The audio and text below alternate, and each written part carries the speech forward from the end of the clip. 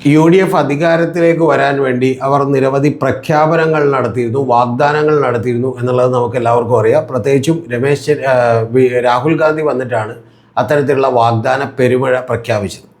അതിലേറ്റവും പ്രധാനപ്പെട്ടിട്ടുള്ള വാഗ്ദാനങ്ങളൊക്കെ തന്നെ നിങ്ങൾക്ക് ഓർമ്മയുണ്ടാകുമെന്ന് വിചാരിക്കുന്നു. എങ്കിലും എൻ്റെ പ്രേക്ഷകരോട് ഞാൻ ഒരിക്കൽ കൂടി ഒന്ന് ഓർമ്മപ്പെടുത്താം. ഒന്ന്, LDF ഗവൺമെൻറ് 2500 രൂപയാക്കും ക്ഷേമ പെൻഷൻ എന്ന് പറഞ്ഞിരുന്നു. പക്ഷേ അവർക്ക് 2000 രൂപ വരെ മാത്രമേ ആക്കാൻ കഴിഞ്ഞുള്ളൂ എന്നുള്ളതൊരു വാസ്തവമാണ്. പക്ഷേ എങ്കിലും അവർ വലിയ വർധനമുണ്ടാക്കി അവരുടെ ഭരണത്തിൽ എന്നുള്ളതൊക്കെ തന്നെ യാഥാർത്ഥ്യമാണ്.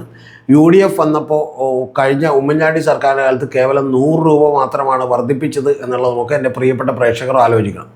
കൂടാതെ ആശാ വർക്കേഴ്സിൻ്റെ കാര്യത്തിലുമൊക്കെ തന്നെ അവർ 6000 രൂപ വർദ്ധിപ്പിച്ചിരുന്നു എന്നുള്ളതൊരു യാഥാർത്ഥ്യമാണ്. അങ്ങനെ 7000 രൂപയിലേക്ക് എത്തിച്ചിരുന്നു.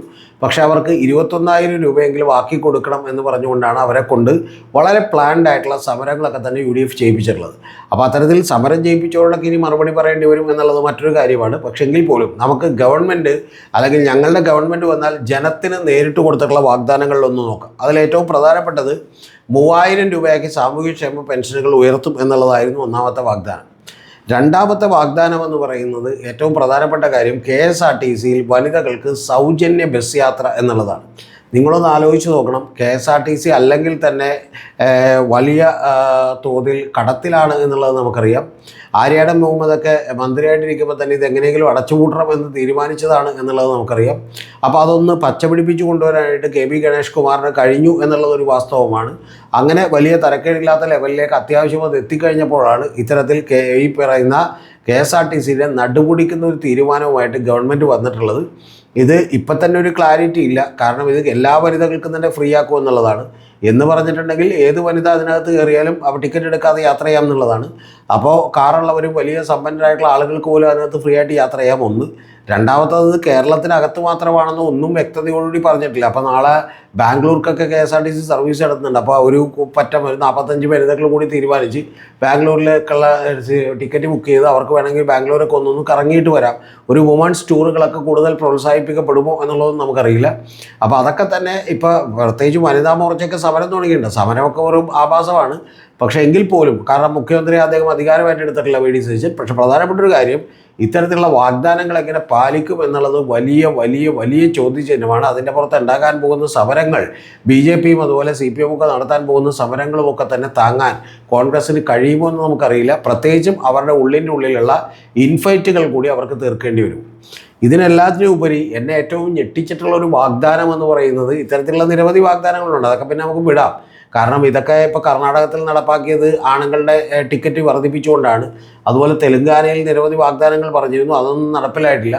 പക്ഷേ പിണറായി വിജയനാണ് പിണറായി വിജയൻ ഗവൺമെൻറ് ചെയ്തിട്ടുള്ള ഏറ്റവും വലിയ സംഭാവന എന്ന് പറയുന്നത് ഈ പ്രകടന പത്രികയിലെ വാഗ്ദാനങ്ങൾ നടപ്പാക്കാനുള്ളതാണ് എന്ന് പറയുന്ന ഒരു രീതി അദ്ദേഹം കൊണ്ടുവന്നു. ഇടയ്ക്ക് വെച്ച് അമിത്ഷായൊക്കെ പറഞ്ഞിട്ടുണ്ട് തെരഞ്ഞെടുപ്പിന് അങ്ങനെ എന്തൊക്കെ പറയാം, അതൊന്നും നടപ്പിലാക്കാനുള്ളതല്ല എന്ന് പറഞ്ഞിട്ടുണ്ട്. അതുപോലെ ശ്രീധരൻ പിള്ളയും ഒരിക്കലും അങ്ങനെ പറഞ്ഞിട്ടുണ്ട് എന്നുള്ളതാണ് എൻ്റെ ഓർമ്മ. പക്ഷേ പിണറായി വിജയൻ്റെ സർക്കാർ കൊണ്ടുവന്ന ഏറ്റവും പ്രധാനപ്പെട്ട കാര്യം ഗവൺമെൻറ് കൊടുക്കുന്ന വാഗ്ദാനങ്ങൾ പാലിക്കേണ്ടതാണെന്ന് പറയുകയും അതിനെക്കുറിച്ചുള്ള ചർച്ചകൾ ഉയർത്തിക്കൊണ്ടുവരാനൊക്കെ തന്നെ അവർക്ക് കഴിയുകയും അങ്ങനെ ഒരു ബെഞ്ച് മാർക്ക് സൃഷ്ടിക്കാൻ പിണറായി വിജയന് കഴിയുകയും ചെയ്തിട്ടുണ്ട് എന്നുള്ളത് വാസ്തവമാണ്. അപ്പോൾ അങ്ങനെ ഉള്ളത് കൊണ്ട് തന്നെ ഇതൊക്കെ നടപ്പാക്കാതിരിക്കൽ എന്ന് പറയുന്നത് വലിയ ഹെർക്കുലിയൻ ടാസ്ക്കാണ്. പണ്ടൊക്കെ ആണെങ്കിൽ വെറുതെ പറഞ്ഞാൽ മതി, അതൊന്നും നടപ്പാക്കാനുള്ളതല്ലോ എന്ന് പറയാം. പക്ഷേ പിണറായി സെറ്റ് ചെയ്തതിൽ നിന്ന് ഇനി പുറകോട്ട് പോകൽ അത്ര എളുപ്പമല്ല എന്നുള്ളത് യാഥാർത്ഥ്യമാണ്. അപ്പോൾ അതുകൊണ്ട് ഇത് നടപ്പാക്കും എന്നുള്ളത് തന്നെയാണ് നമ്മൾ വിചാരിക്കുന്നത്. പക്ഷെ അത് മറ്റ് സ്ഥലങ്ങളിലൊക്കെ തന്നെ കേരളത്തിൻ്റെ വികസനത്തെയും കേരളത്തിൻ്റെ മൊത്തം ബഡ്ജറ്റിനെയും ഒക്കെ വലിയ തോതിൽ ബാധിക്കും എന്നുള്ള കാര്യത്തിൽ ഒരു സംശയമില്ല. വികസന പ്രവർത്തനങ്ങളൊക്കെ നടക്കാനുള്ള സാധ്യതകൾ കുറവാണ് എന്നുള്ളതാണ് യാഥാർത്ഥ്യം. ഇനി അടുത്ത പ്രശ്നം എന്ന് പറയുന്നത് മറ്റൊരു വലിയ വാഗ്ദാനമുണ്ട്. ആ വാഗ്ദാനം എങ്ങനെയാണ്, എന്തിനാണ് എന്നുള്ളത് എനിക്കത്ര ആലോചിച്ചിട്ട് പിടിയിട്ടില്ല. അത് കേരളത്തിലുള്ള എല്ലാ കുടുംബങ്ങളെയും ഇൻഷുർ ചെയ്യാൻ പോകുന്നു, അതും 25 ലക്ഷം രൂപക്ക് എന്നുള്ളതാണ്. അതായത് ആരോഗ്യ ഇൻഷുറൻസ് 25 ലക്ഷം രൂപ. 25 ലക്ഷം രൂപ എന്ന് പറഞ്ഞാൽ നിങ്ങളറിയേണ്ട ഒരു കുടുംബത്തിന് 25 ലക്ഷം രൂപ പോലുമല്ല, ഒരു കുടുംബത്തിലെ ഓരോരുത്തർക്കും 25 ലക്ഷം രൂപയാണ്. അപ്പോൾ അതിന് വേണ്ടി വരുന്ന പ്രീമിയം എന്ന് പറയുന്നത് ഒരു 30,000-40,000 കോടി രൂപയുടെ പ്രീമിയം വരും. നിങ്ങളൊന്ന് ആലോചിച്ച് നോക്കണം. ഒരു കൊല്ലത്തെ കേരളത്തിലെ ബഡ്ജറ്റ് തന്നെ ഏതാണ്ട് 2 ലക്ഷം കോടിയിൽ താഴെയാണ് എന്നുള്ളത് നിങ്ങൾ അറിയണം. 1.25-2 ലക്ഷം കോടിയാണ്. അപ്പോൾ അങ്ങനെ നമ്മുടെ ഒരു തനത് വരുമാനം എന്ന് പറയുന്നത് തന്നെ 1,25,000 കോടിയാണെന്ന് അറിയണം. അപ്പോൾ അതിൽ ഒരു 30,000-40,000 രൂപ ഒരു ഡിപ്പാർട്ട്മെൻറ്റിന് വേണ്ടി മാത്രമായി ഒരിക്കലും കൊടുക്കാൻ കഴിയില്ലെന്നറിയണം. അങ്ങനെ കൊടുത്തിട്ടുണ്ടെങ്കിൽ ഗവൺമെൻറ്റിലെ സാലറിയും പെൻഷനും അടക്കം മുടങ്ങും എന്നുള്ളത് നമ്മൾ അറിയണം. സാധാരണ ഒരു ആരോഗ്യരംഗത്തേക്കുള്ള ഒരു കൊല്ലത്തെ ബഡ്ജറ്റ് എന്ന് പറയുന്നത് ഒരു 12,000-13,000 കോടി രൂപയാണ് ആവറേജ് വരുന്നത്. അപ്പോൾ അത്തരത്തിലുള്ള ഒരു ബഡ്ജറ്റിൽ വരുന്നൊരു കാര്യത്തിന് ഇത്തരത്തിലുള്ള ഒരു ഇൻഷുറൻസ് നടപ്പിലാക്കുമെന്ന് പറഞ്ഞാൽ എന്താണ് ഇവർ ഉദ്ദേശിക്കുന്നത് എന്നുള്ളത് നമുക്കറിയില്ല. ഒന്ന്. രണ്ടാമത്തെ ഏറ്റവും പ്രധാനപ്പെട്ട കാര്യം, ഇങ്ങനെ ഇൻഷുറൻസ് നടപ്പാക്കുന്നുണ്ടെങ്കിൽ പിന്നെ കേരളത്തിൽ ഗവൺമെൻറ്റിൻ്റെ ഹോസ്പിറ്റലുകളോ താലൂക്ക് ഹോസ്പിറ്റലുകളോ ജില്ലാ ഹോസ്പിറ്റലുകളോ ഒന്നും ആവശ്യമില്ല. കാരണം എന്താ, നിങ്ങൾക്കും എനിക്കും ഒരു 25 ലക്ഷം രൂപയുടെ ഇൻഷുറൻസ് ഉണ്ടെങ്കിൽ ഞാൻ റിനൈ മെഡിസിറ്റിയിലോ മെഡിക്കൽ ട്രസ്റ്റിലോ അല്ലെങ്കിൽ കിംസ് ഹോസ്പിറ്റലിലോ കുറേ കൂടി നല്ല ആസ്ട്ര മെഡിസിറ്റിയിലോ പോയി കിടക്കും. കാരണം എനിക്ക് ഇൻഷുറൻസുകാർ കാശ് തരുന്നുള്ളൂ. പിന്നെ ഞാൻ എന്തിനാണ് ഗവൺമെൻറ് ഹോസ്പിറ്റലിൽ പോകണമെന്നായിരിക്കും. അപ്പോൾ ഇതുകൊണ്ടുള്ള രണ്ട് പ്രധാനപ്പെട്ട ചോദ്യങ്ങളാണ് എൻ്റെ മുമ്പിലുള്ളത്. ഒന്ന്, ഇത് നടപ്പാക്കണമെങ്കിൽ തന്നെ അതിൻ്റെ പിന്നിൽ എന്തെങ്കിലും ഗൂഢാലോചന ഉണ്ടാകുമെന്നാണ്. കാരണം ബ്ലാക്ക് സ്റ്റോൺ അടക്കമുള്ള നിരവധി മൾട്ടിനാഷണൽ കമ്പനികൾ, ആരോഗ്യരംഗത്ത് പരിചയമില്ലാത്ത കമ്പനികൾ കോടിക്കണക്കിന് രൂപ കേരളത്തിലേക്ക് നിക്ഷേപിച്ചിട്ടുണ്ട്. ഇപ്പം തന്നെ 7,000 കോടി രൂപ നിക്ഷേപിച്ചിട്ടുണ്ട്. പക്ഷേ അതൊരു ഏതാണ്ട് അതിനേക്കാൾ കൂടുതൽ എമൗണ്ട് അവർക്ക് നിക്ഷേപിക്കാൻ പ്ലാനുണ്ട് എന്നുള്ളതാണ് കേൾക്കുന്നത്. അപ്പോൾ ഇത്തരത്തിൽ ഒരു കുത്തകകൾക്ക് നമ്മുടെ ആരോഗ്യരംഗം തീരെഴുതി കൊടുക്കാനുള്ള സമീപനമാണോ എന്ന് പറയുന്ന വലിയ ചോദ്യം അതിനകത്തുണ്ട് എന്നുള്ളതാണ് യാഥാർത്ഥ്യം. ഇതിൻ്റെ പ്രധാനപ്പെട്ട കാര്യം, ഇതൊന്നുമില്ലാതെ തന്നെ യഥാർത്ഥത്തിൽ പിണറായി സർക്കാർ വലിയ തോതിൽ ആരോഗ്യരംഗത്തിന് വളർച്ച ഉണ്ടാക്കിയിരുന്നു. കേൾക്കുമ്പോൾ നിങ്ങൾക്ക് ചിരിക്കാനൊക്കെ തോന്നും. പക്ഷേ നിങ്ങളൊന്ന് ആലോചിച്ച് നോക്കും, നിങ്ങളുടെ തൊട്ടടുത്തുള്ള ഈ പറയുന്ന ഗവൺമെൻറ്റിൻ്റെ ക്ലിനിക്കുകളുണ്ടായിരുന്നു. അതിനെയൊക്കെ തന്നെ കുടുംബാരോഗ്യ കേന്ദ്രങ്ങളാക്കി മാറ്റാൻ കഴിഞ്ഞിരുന്നു ഈ കഴിഞ്ഞ ഭരണകാലത്ത് എന്നുള്ളത് മറന്നു പോകരുത്. എനിക്ക് നേരിട്ടറിയാവുന്ന 1-2 സെൻറ്ററുകളുണ്ട്. അവിടെയൊക്കെ തന്നെ നേരത്തെ ഒരു ഡോക്ടർ മാത്രമായിരുന്നു, അത് രാവിലെ മുതൽ ഉച്ചവരെ മാത്രമായിരുന്നു ഉണ്ടായിരുന്നെങ്കിൽ ഇതത് രാവിലെ മുതൽ വൈകുന്നേരം വരെ ആക്കുകയും അവിടെ തന്നെ ആവശ്യത്തിനുള്ള ടെസ്റ്റുകൾക്ക് ഏർപ്പാടുകൾ ഉണ്ടാക്കുകയും കൂടാതെ അവിടെ നിന്ന് തന്നെ മരുന്ന് വിതരണം നടക്കുകയും ചെയ്തു എന്നുള്ളതാണ് യാഥാർത്ഥ്യം. ഇത് മെഡിസിൻ്റെ MBBS ഡോക്ടറുടെ കാര്യത്തിലാണെങ്കിൽ ഹോമിയോ ഡോക്ടർമാരുടെ വേറെ ക്ലിനിക്കുകളുണ്ട്, തൊട്ടടുത്ത് തന്നെ ആയുർവേദ ഡോക്ടർമാരുടെ ക്ലിനിക്കുകളുണ്ട് എന്നുള്ളത് കൂടി നിങ്ങൾ മറന്നു പോകരുത്. അപ്പോൾ കേവലം വളരെ ചെറിയ എമൗണ്ടിന് 1 രൂപ പോലും കൊടുക്കാതെ ഇത്തരത്തിൽ അവിടെ ആശ്രയിക്കുന്ന ആളുകളുടെ നമ്പർ വളരെ കൂടുതലായിരുന്നു. പക്ഷേ കഴിഞ്ഞ 10 കൊല്ലം കൊണ്ട് അങ്ങനെ അത് കിട്ടിക്കൊണ്ടിരിക്കുമ്പോൾ ഇത് ഞങ്ങളുടെ ഒരു അവകാശമാണ് എന്നുള്ളതിലൊക്കെ എടുത്തിരുന്നു. അപ്പോൾ ഇതെല്ലാം തന്നെ അട്ടിമറിക്കപ്പെടുമ്പോൾ ജനങ്ങളുടെ ഭാഗത്തുണ്ടാകുന്ന പ്രതിഷേധം എന്തായിരിക്കുമെന്ന് നിങ്ങളൊന്ന് ഊഹിച്ചു നോക്കണം. ഇനി ഇതുകൊണ്ട് തന്നെ 1,700-ൽ പരം വരുന്ന ചെറിയ ക്ലിനിക്കുകൾ കേരളത്തിൽ പൂട്ടിപ്പോയിട്ടുണ്ട്. കാരണം മുക്കിനും മൂലയിലും ഇത്തരത്തിലുള്ള ഡൽഹിയിലൊക്കെ തുടങ്ങിയ മോഹൻലാൽ ക്ലിനിക്കുകളുടെ മാതൃകയിൽ ഇവിടെ തുടങ്ങിയിട്ടുള്ള കുടുംബാരോഗ്യ സെൻ്ററുകളാക്കി മാറ്റിയിട്ടുള്ള ക്ലിനിക്കുകൾ, ആ ക്ലിനിക്കുകൾക്ക് പുതിയ ബിൽഡിംഗ് ഉണ്ടായിരുന്നു, വലിയ സൗകര്യങ്ങളുണ്ടായിരുന്നു, അവിടെ കൂടുതൽ സ്റ്റാഫുകൾ ഉണ്ടായിരുന്നു, അത് ഫുൾ ടൈം പ്രവർത്തിക്കുന്ന ഒരു സെൻ്ററായി മാറിയിരുന്നു. വിദഗ്ധ ചികിത്സകൾക്ക് മാത്രം നിങ്ങൾ താലൂക്ക് ഹോസ്പിറ്റലിലേക്കും അതുപോലെ ജില്ലാ ഹോസ്പിറ്റലുകളിലേക്കും അതുപോലെ വലിയ മെഡിക്കൽ കോളേജുകളിലേക്ക് പോയാൽ മതി എന്ന് പറയുന്ന കാര്യമുണ്ടായിരുന്നു. അപ്പോൾ ഇതൊക്കെ തന്നെ വലിയ സമ്പന്നരായിട്ടുള്ള അത്യാവശ്യം സൗകര്യമുള്ള ആളുകൾ പോലും ഇത് ഫ്രീ ആണ്, കൂടാതെ നല്ല സർവീസും ആണ് എന്നുള്ളത് കൊണ്ട് ഇത്തരം സ്ഥലങ്ങളിൽ വരുന്ന മരുന്ന് മേടിക്കുന്നത് ഞാൻ കണ്ടിട്ടുണ്ട്.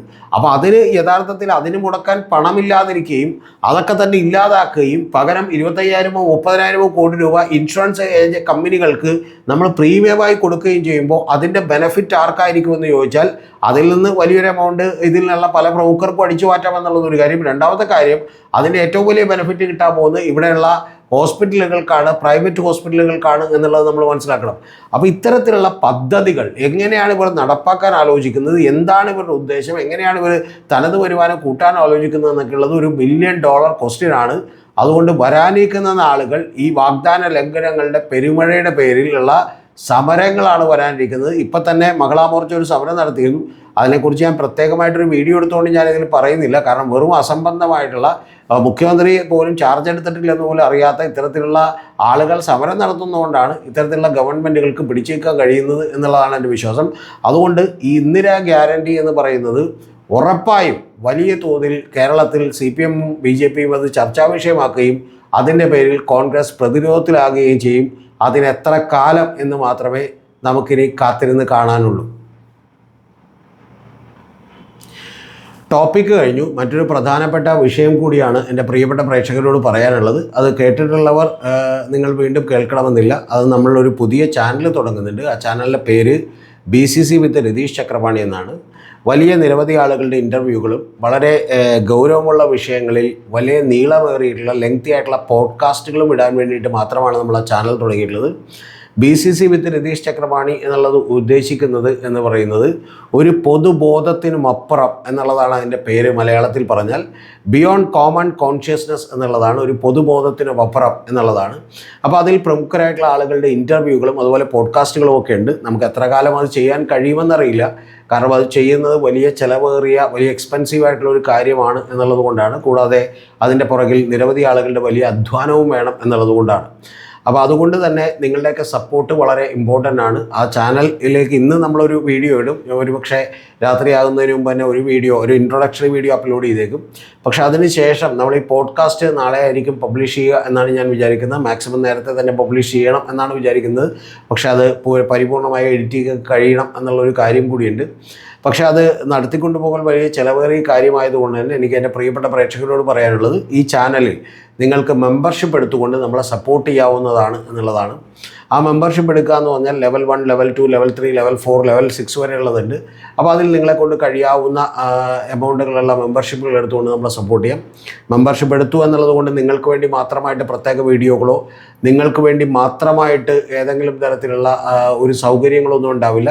ചില വീഡിയോകൾ നേരത്തെ കാണാം എന്നുള്ളത് മാത്രമേ ഉള്ളൂ. പക്ഷേ അതിലുപരിയായി നമ്മുടെ ചാനൽ നിലനിൽക്കണമെന്നും ഇത്തരത്തിലുള്ള ഒരു എളിയ പരിശ്രമങ്ങൾ തുടരണം എന്നും നിങ്ങൾക്കുണ്ടെങ്കിൽ നമ്മളെ സപ്പോർട്ട് ചെയ്യണമെന്നാണ് പറയാനുള്ളത്. കൂടാതെ ഇതിനേക്കാൾ കുറച്ചും കൂടി വലിയ സപ്പോർട്ടുകൾ നമുക്ക് ചെയ്യാൻ കഴിയുന്നവർക്ക് വേണ്ടി നമ്മൾ നമ്മുടെ ഗൂഗിൾ പേ നമ്പറും അക്കൗണ്ട് നമ്പറും കൂടി ഇതിൻ്റെ താഴെ കൊടുത്തിട്ടുണ്ട് എന്നുള്ളത് പറഞ്ഞോട്ടെ. BCC വിത്ത് രതീഷ് ചക്രപാണി എന്ന് പറയുന്ന ചാനൽ, ബിയോണ്ട് കോമൺ കോൺഷ്യസ്നസ് വിത്ത് രതീഷ് ചക്രപാണി എന്ന് പറയുന്ന ചാനൽ, ആ ചാനൽ തുടങ്ങാനുള്ള ഏറ്റവും പ്രധാനപ്പെട്ട കാരണം ഒരു 10 മിനിറ്റോ 15 മിനിറ്റോ 20 മിനിറ്റോ കൊണ്ടുള്ള വീഡിയോകൾ കൊണ്ട് നമുക്ക് വളരെ കൃത്യമായിട്ടുള്ള ഒരു നരേറ്റീവ് കൃത്യമായി നിങ്ങളോട് പറയാൻ കഴിയില്ല എന്നുള്ളത് കൊണ്ടാണ്.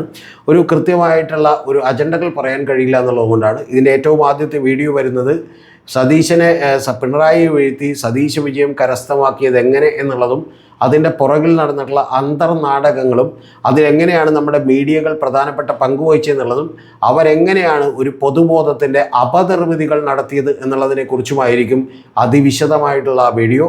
ഒരാളും തന്നെ കാണാൻ മറക്കരുത്, കൂടാതെ നമ്മളെ സപ്പോർട്ട് ചെയ്യാനും മറക്കരുത് എന്ന് മാത്രമാണ് എനിക്ക് നിങ്ങളോട് പറയാനുള്ളത്.